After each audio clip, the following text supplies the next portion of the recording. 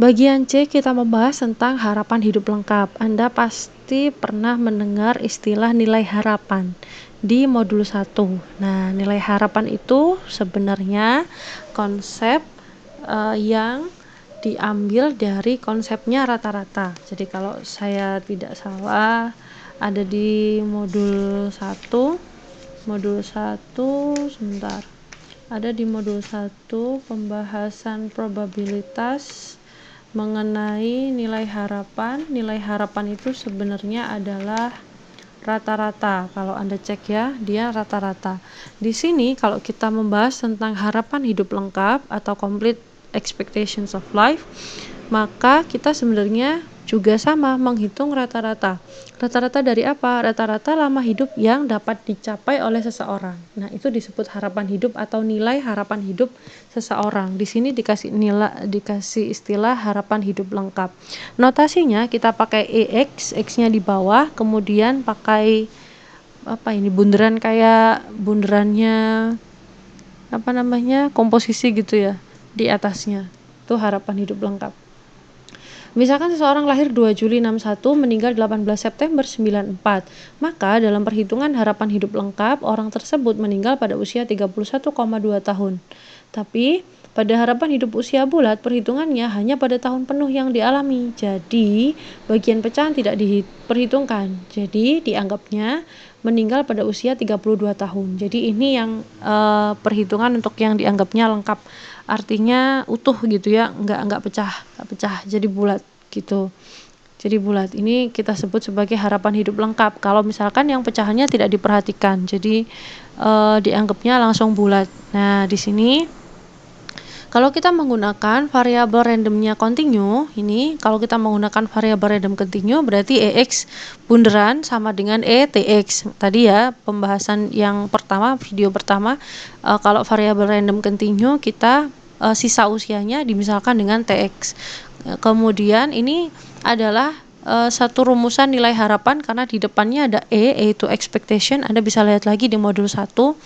Terus kemudian kalau dia itu variabel randomnya continue berarti kita menggunakan konsep integral. Di dalamnya sini kita memperoleh nilai ini. Jadi kalau harapan hidupnya lengkap seperti ini, maka ini kita bisa mulai dari 0 sampai tak hingga T PX dt gitu. Nah, tapi kan kita barangkali tidak sampai tak hingga ya, seseorang itu kan pasti punya usia dan berjangka N tahun, maka nilai harapan hidup lengkapnya kita bisa tulis X(2N) kemudian integral dari 0 sampai N T PX dt gitu ya. Nanti kita pakai yang ini aja sudah karena saya kotai gitu. Kemudian ini nilai variansnya cuma jarang kepakai juga. Kalau misalkan kita menggunakan variabel random discrete, nah ini ada yang nggak kelihatan ya. Kalau misalkan discrete tadi di video pertama, kalau discrete kan kita misalkan KX. Nah, kalau kita menghitung dengan menggunakan konsep discrete, maka expectation atau nilai harapan dari KX kita tidak menggunakan integral, tapi sebaliknya malah menggunakan sigma karena konsepnya adalah penjumlahan. Jadi Anda bisa kasih kotak di bagian ini 4.1.23. EX ini adalah sigma dari K mulai dari sama dengan 1 sampai tak hingga KPX atau KPX sini ini. Untuk variansnya Anda sudah diberikan rumusnya seperti ini, suruh buktikan, tapi nampaknya panjang juga ini. Jadi ini bisa Anda kotak ini dipakai, meskipun kalau yang discrete kita bisa jadi jarang dipakainya ya.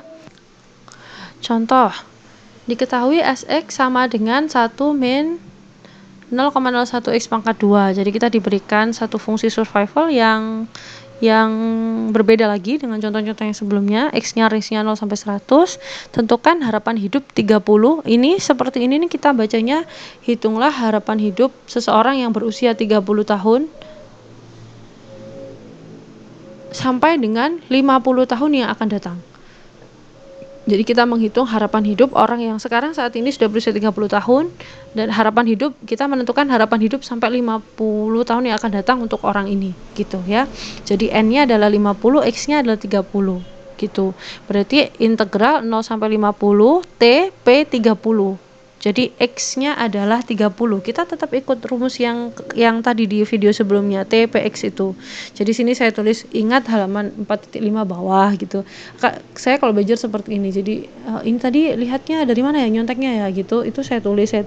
Nanti lama-lama akan ingat di luar kepala gitu ya. Tapi kalau kita cuma dibaca atau dari atas ke bawah, dilirik, dia nggak akan nancep. Tapi kalau kita bolak-balik ditelaah, dibolak-balik lagi, ini dapatnya di sini dari mana? P30 tadi cara bacanya apa ya? Kalau belum ingat berarti langsung tulis di bawahnya sini sambil buka halaman yang sebelumnya tadi. Kalau terus menerus kita tulis, nanti kita akan cepat ingat gitu ya. Selanjutnya di sini kita tinggal substitusikan sesuai rumusnya TPX, jadi S30 plus T per S30, kemudian DT diintegralkan dan seterusnya. Oh ya, ini karena ini fungsinya Sx kan ini ya, tinggal kita masukkan. Kalau misalkan X-nya kita ganti 30 plus T, berarti di sini 0,01 kali 30 plus T. Terus yang bawah juga sama dengan cara yang sama. Kemudian ketemu, diintegralkan dan seterusnya. Ini sudah saya cek dan hasilnya benar. Untuk yang di dalam kurung ini sendiri saja nanti kita akan dapat hasil 33,833. Insya Allah ini hasilnya sudah benar, asalkan Anda bisa tahu cara pengintegralannya bagaimana. Yang seperti ini kalau Anda masih belum bisa mengelaborasi atau belum bisa menguraikan integralnya seperti apa, berarti harus Anda lakukan. Silakan dilakukan di buku bagaimana menjabarkan ini sampai lebih detail lagi, pengintegralannya berapa sampai berapa, mulainya berapa, angkanya berapa dan berapa sampai ketemu 37. Itu silakan diuraikan di buku. Itu pekerjaan Anda sendiri secara mandiri gitu. Jadi supaya Anda nanti terlatih, kalau saya mengeluarkan soal seperti ini sudah nggak bingung lagi ketika misalkan nanti ketemu soal seperti ini. Loh, ini kan ada di contoh, beda angka gitu misalkan. Kalau nggak dipelajari sekarang, ya namanya Anda sama aja dengan menyimpan pekerjaan besok-besok gitu ya. Karena untuk bisa mengetahui jawabannya ya Anda harus membongkar dan mengelaborasikan sampai lengkap gitu. Kira-kira seperti itu ya. Kira-kira seperti itu. Loh, ini kok berulang halamannya. Sudah ya. Kemudian yang terakhir subbab yang terakhir adalah asumsi untuk usia pecahan. Yang ini yang mungkin sedikit agak lebih panjang. Jadi untuk yang subbab ketiga saya pikir sudah cukup sekian. Cuman yang saya sekali lagi perlu ulang ke Anda adalah silakan ini dielaborasikan di buku, diuraikan sampai ketemu kenapa integralnya hasilnya bisa seperti ini gitu. Kalau perlu yang atas-atas juga seperti itu. Contoh sebelumnya gitu. Misalkan yang contoh yang ini, nah kenapa dia hasilnya tiba-tiba bisa min 0,62 misalkan. Silakan diuraikan sampai lengkap di bukunya masing-masing ya. Nanti saya akan minta salah satu untuk memaparkan hasil penjabarannya gitu ya secara acak. Nanti barangkali pertemuan depan saya akan cek benar-benar dipelajari apa enggak video saya ini, dilihat apa enggak dan benar-benar dipelajari atau tidak gitu ya. Saya sudah memberikan elaborasi dan penjelasannya.